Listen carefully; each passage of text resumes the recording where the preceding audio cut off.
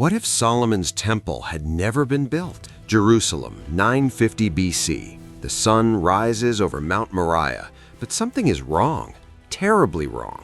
Where the most majestic structure of ancient history should stand, there is only emptiness. Scattered stones, abandoned plans, shattered dreams. Solomon's temple, the beating heart of an entire nation, the epicenter of monotheistic faith, was never built. And now we witness the silent collapse of everything we know about the identity, faith, and destiny of a people. Prepare yourself, because this is not just the story of a missing building. It is the story of how a single architectural no rewrote millennia of religious history. But wait, if the temple never existed, where exactly did the Jews worship? How did they maintain their identity without a gravitational center? And more importantly, without this spiritual epicenter, would Judaism as we know it even exist? The answer will surprise you, because sometimes what doesn't happen shapes history more than what did happen. And this absence created such a devastating domino effect that it has reached our time, silently altering 3 world religions. Let's return to the crucial moment. Solomon is on the throne. Israel is experiencing its political and economic peak, and the king receives the divine mission to build the house of God. But in this alternate reality, something goes catastrophically wrong. Perhaps the timber from Lebanon never arrives. Perhaps resources are depleted in forgotten wars, or perhaps Solomon himself dies before beginning the work. The reasons matter less than the brutal consequence. There is no temple. Imagine the scene. The Levite priests, trained for generations to serve in a centralized sanctuary, now wander aimlessly. The Ark of the Covenant remains in a makeshift tent, like a king without a palace, a promise unfulfilled. The people look at the empty mound and whisper, "Has God forsaken us?" Because in the ancient mind, the temple was not just architecture, it was the physical proof that the divine dwelt among them. Without the temple, the first crack appears far too quickly: spiritual decentralization. Remember how, in real history, the temple concentrated all worship in Jerusalem? Well, without it, pirate altars sprout up on every hill, every city, every forgotten village of Judah and Israel. It seems democratic, almost modern, right? Wrong. It's theological chaos in slow motion. Because here's the problem no one saw coming.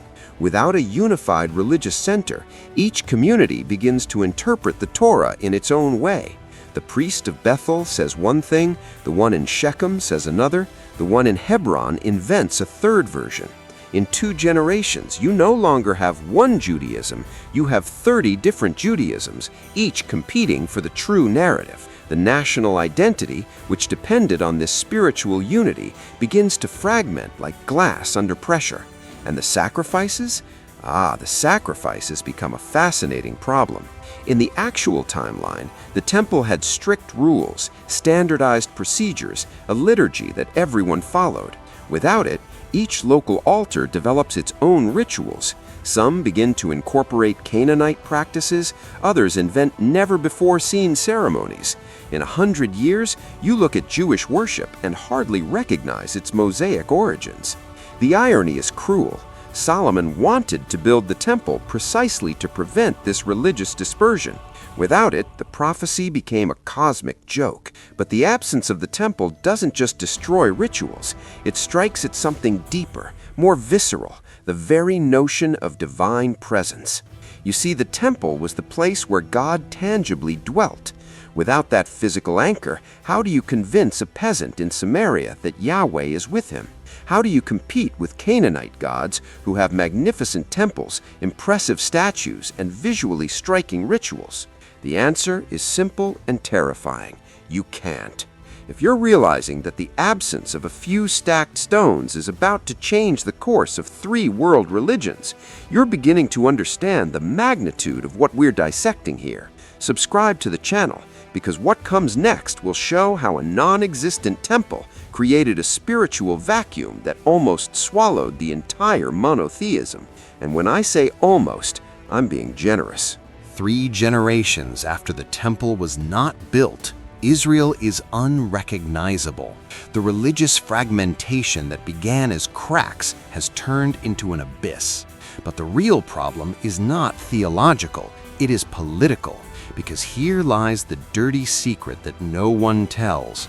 Religion and power have always been inseparable lovers in the ancient world. Without the temple in Jerusalem to legitimize the Davidic throne, the monarchy loses its main argument for authority. Think about it. In real history, kings could say, "God dwells in Jerusalem, in the temple that my ancestor built. Therefore, I rule by divine right." Simple, elegant, effective. But in this timeline, the king points to an empty hill and says what exactly? Trust me, God is here, you just can't see him? Good luck selling that narrative. Predictable outcome. Israel splits not into 2 kingdoms, but into 5, perhaps 6 small warring territories, each claiming to be the true heir of David. It's ancient Brazil, only with more swords and less samba. National unity, which depended on a shared religious center, evaporates like water in the Negev desert. And here comes the truly fascinating part. Without the temple to standardize worship, the Torah itself begins to multiply into contradictory versions. Each region preserves its own manuscripts, each scribe adds his improvements, each local priest emphasizes the parts that suit his agenda. In 200 years, you have Jewish communities reading texts so different that they can barely agree on what Moses actually said. The irony is delightful. The absence of the temple, which should have been the central point of faith, created the greatest textual fragmentation in ancient religious history. It's as if you wanted to organize a library and ended up burning the building down. But wait, it gets better. Or worse. It depends on your perspective. Without the ritual of sacrifices centralized in the temple, the prophets, those perpetually angry guys shouting from street corners about social justice, lose their main tool for critique. Because in real history, prophets like Amos and Isaiah denounced the hypocrisy of making sacrifices in the temple while oppressing the poor. But without the temple, without centralized sacrifices, what do they criticize? Random local altars? The prophecy becomes a generic sermon on ethics, losing its political punch, its revolutionary bite. Elijah doesn't confront the prophets of Baal because, let's face it, without a temple of Yahweh to contrast with, who cares if the people worship Baal? Both seem equally legitimate or equally irrelevant. And then the unthinkable happens. Cultural assimilation at record speed. Without a strong identity marker like the temple, the boundaries between Jews and Canaanites begin to dissolve. Mixed marriages explode, religious practices merge, deities mix in a syncretism that would make any purist theologian have a nervous breakdown. In 5 generations, you look at a Jew and you can't distinguish him from any Phoenician or Moabite. The ethnic religious identity that the temple was supposed to have preserved? Diluted, forgotten, irrelevant. Here is the question no one wants to ask. Without the temple, would there still have been a distinct Jewish people in 586 BC when Nebuchadnezzar invaded? Or would he have found just another collection of Semitic tribes worshiping local gods, indistinguishable from their neighbors? The answer should frighten you, because it means that Babylon would have nothing specific to destroy, no particular identity to exile. And what about no Babylonian exile? No return? No identity reconstruction and captivity? Well, now you begin to see the bottomless pit we're digging ourselves into. Judaism as we know it, with its emphasis on text, law, and community, all of that was born in part from the experience of exile. But if there's no strong identity to be exiled to, if there's no collective memory of a lost temple to inspire return, then what's left? Nothing. Absolutely nothing. Just another ancient civilization forgotten in history books, a footnote among the Hittites and Jebusites. But hold on, because if you think the destruction of Jewish identity is the end of the story, you still haven't grasped the true catastrophe. The dominoes are only beginning to fall, and the next targets are 2 religions that don't even exist in this timeline: Christianity and Islam. Because without a strong Judaism, without preserved texts, without a developed messianism, what happens to Jesus, to Muhammad? The answer will blow your mind in ways you're not prepared to process. We move forward into the 1st century of the Common Era, and the scene is apocalyptic in the literal sense of the word. Where there should be a Judea teeming with messianic expectations, rabbinical debates, and synagogues preserving sacred texts, there is only an embarrassing cultural void. Palestine has become a generic Greco-Roman theme park, indistinguishable from any other forgotten province of the empire. But here's where things get truly bizarre. Jesus of Nazareth is still born, because he was a real person, independent of theology. But in this timeline, he is not the Messiah promised in the Jewish scriptures. He is not the fulfillment of ancient prophecies. He cannot present himself as a descendant of the legitimate Davidic lineage. Why? Because these narratives simply don't exist with sufficient force. So who is Jesus here? Probably just another itinerant regional philosopher like the Greek cynics who wandered the empire talking about ethics and detachment from material things. Maybe he still preaches love for one's neighbor. Maybe he still performs miracles. But without the rich context of rabbinic Judaism, without the tension with the Pharisees over the interpretation of the Torah, without the Temple of Jerusalem to dramatically expel money changers, he is just another local sage whom nobody remembers 2 generations later. Christianity? It never takes off. It simply doesn't exist. Because Christianity isn't just about a charismatic man. It's about a complex theological narrative of sin, sacrifice, redemption, all deeply rooted in concepts of the Jewish temple. Without a temple, without a sacrificial system to transcend, without a Levitical priesthood to overcome, Paul's message makes as much sense as a DVD instruction manual in 2025, technically in Portuguese, but completely irrelevant. Imagine Paul of Tarsus trying to explain Jesus as the ultimate Passover lamb to Greeks who had never heard of the Jewish Passover, or describing Christ as the eternal high priest to people who have no idea what a high priest did. It's like explaining internet memes to someone who has never seen a computer. The language exists, but the cultural reference point is missing. The result? In the 4th century, when Constantine should have been embracing Christianity, he was worshipping Mithras, or Sol Invictus, or whatever other fashionable solar deity was going on. The Roman Empire never Christianized. Europe never became Christian. The Middle Ages were something else entirely. The very structure of Western civilization as we know it simply didn't exist. But wait, because now comes the domino effect that no one saw coming. Islam. Muhammad was born in Mecca in the 7th century, as always.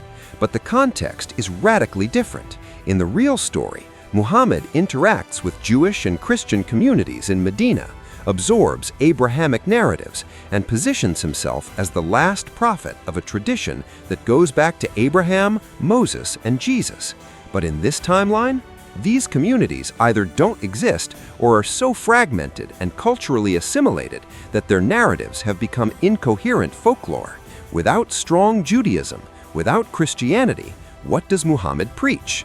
Perhaps he still has genuine spiritual experiences. Perhaps he still receives revelations. But the theological framework that would shape the Quran simply has nowhere to stand. Without stories of Moses, without reference to the temple, without Abraham sacrificing Isaac, without the rich Jewish prophetic tradition to connect to, Islam as we know it is impossible.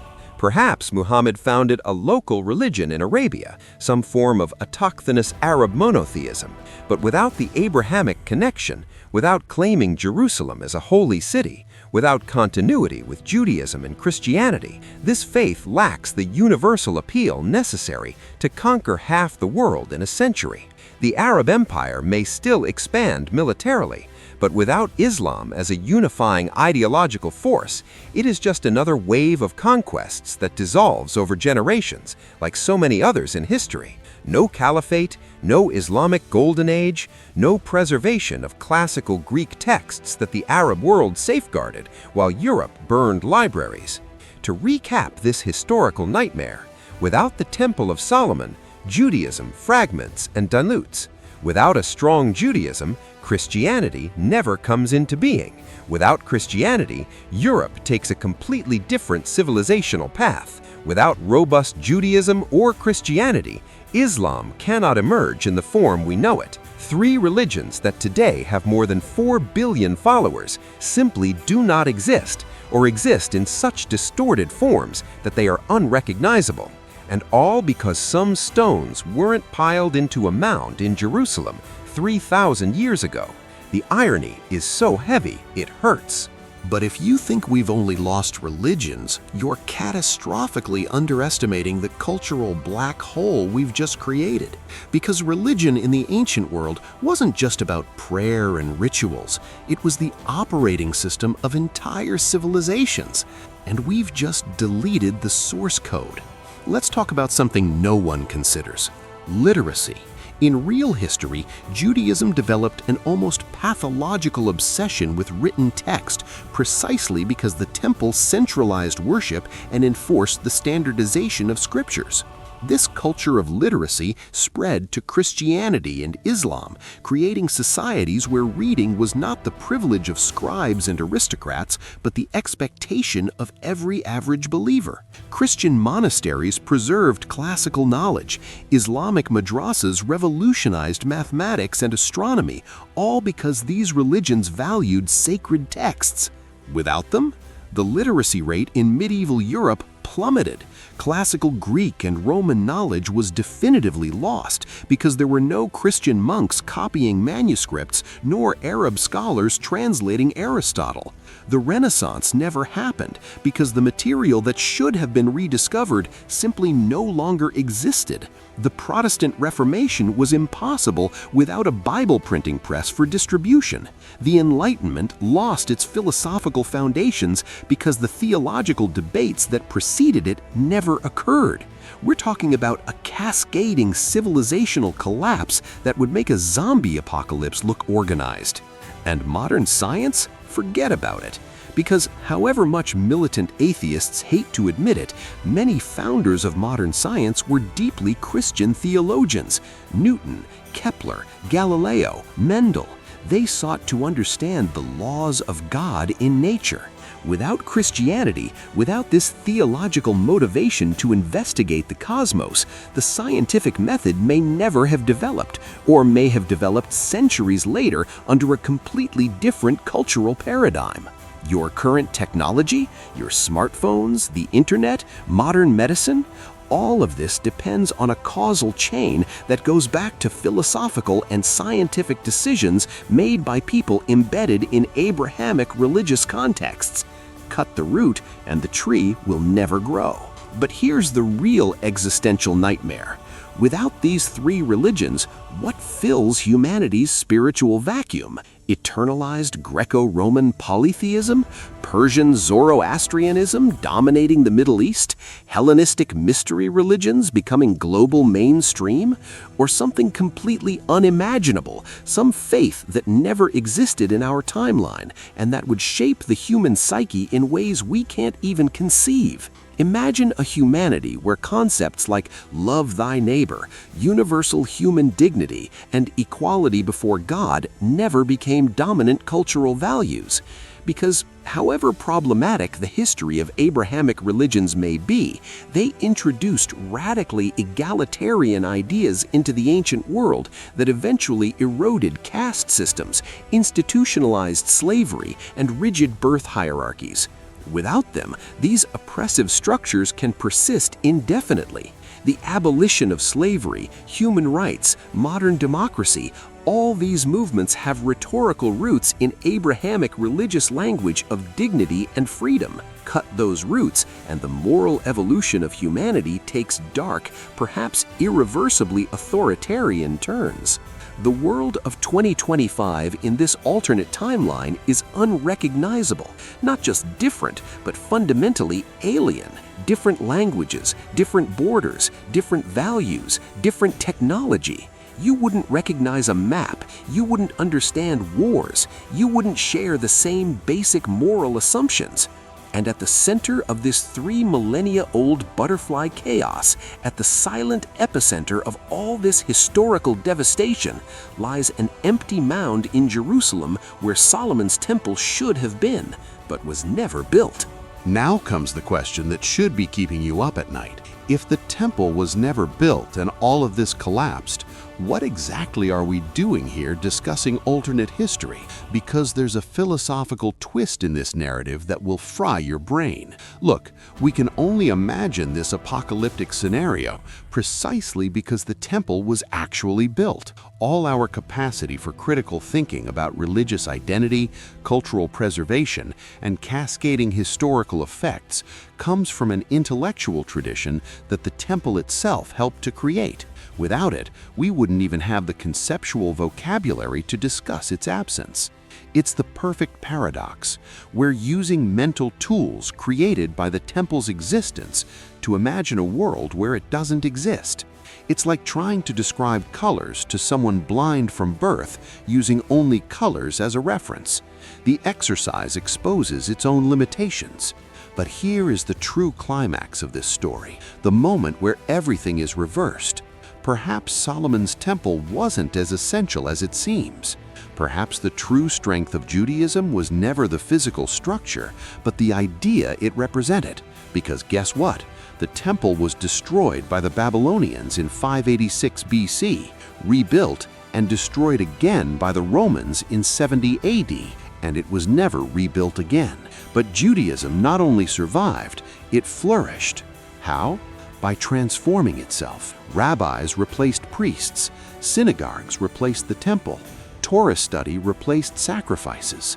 Judaism proved it could exist without its physical center, without its architectural heart. The absence forced such a radical reinvention that it created something more resilient, more adaptable, more indestructible than any stone building could ever be.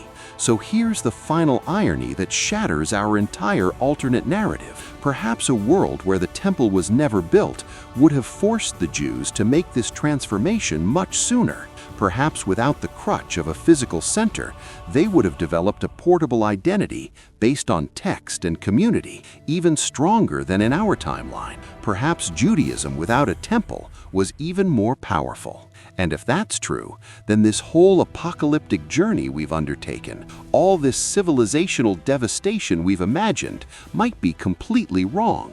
Perhaps the absence of the temple wouldn't destroy monotheism, but would force it to evolve faster, purer, more focused on ethics and less on ritual. Perhaps Christianity and Islam would still emerge, just in different forms, perhaps even better ones. Or maybe not. Perhaps everything we discussed would happen exactly as we described. The uncomfortable truth is that we'll never know, because history doesn't conduct controlled experiments. Every small change creates infinite possibilities, and choosing a specific narrative says more about our biases than about alternative realities. But one thing is certain: the fact that we are here, thinking about it, talking about it, debating the importance of a building constructed 3,000 years ago, proves that Solomon's temple has achieved something that very few human constructions manage: conceptual immortality. It lives not in stones, but in ideas, discussions, and collective memory. And that, ironically, makes it indestructible in a way that no physical architecture could ever be. So we return to Mount Moriah, 950 BC, where it all began, or rather, where it didn't begin. And now, after traversing millennia of apocalyptic possibilities, we arrive at the most disturbing conclusion of all. Perhaps the question was wrong from the start. It's not, what if the temple had never been built? The real question is, why on earth are we so obsessed with physical structures when history repeatedly proves that ideas are more powerful than stones? The temple was destroyed twice, Jerusalem was razed countless times, but Judaism remains, resilient as a cockroach after a nuclear apocalypse. Christianity spread without needing a physical temple, using houses, catacombs, any available hole. Islam was born in caves and tents in the desert. The brutal lesson this alternative journey teaches us is that we humans love to overestimate the concrete and underestimate the abstract. We build cathedrals, mosques, magnificent temples, thinking that God needs a fixed address. But true divinity, if it exists, resides in something much more fragile and much more powerful, in people's minds, in the stories we tell, in the values we transmit.